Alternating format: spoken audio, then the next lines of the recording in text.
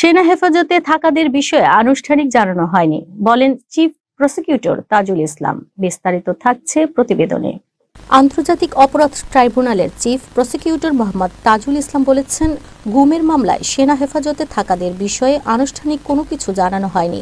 রোববার সাংবাদিকদের তিনি কথা বলেন। এদিকে শেখ হাসিনা সহ ৩ জনের বিরুদ্ধে ২০২৪ সালের জুলাই আগস্টে মানবতা বিরোধী অপরাধের মামলায় যুক্তিতর্ক উপস্থাপন শুরু হয়েছে। সকালে চিফ প্রসিকিউটর তাজুল ইসলাম প্রসিকিউশনের পক্ষে যুক্তি উপস্থাপন শুরু করেন।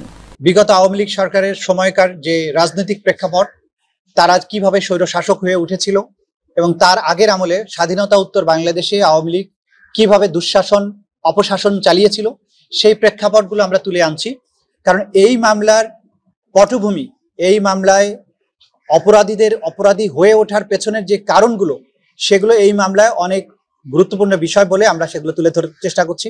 এবং এই পটভূমির বর্ণনার পরে আমরা ক্রমান্বয়ে সাক্ষ্য প্রমাণ যেগুলো উপস্থাপিত হয়েছে সেগুলো বিশ্লেষণের দিকে যাব এবং আমাদের দিক থেকে আমাদের আইনের যে সমস্ত ব্যাখ্যা আছে, সাক্ষ্য প্রমাণের আলোকে আসামিদের অপরাধ প্রমাণের যতটুকু বিষয় আছে সেগুলো আমরা তুলে ধরব।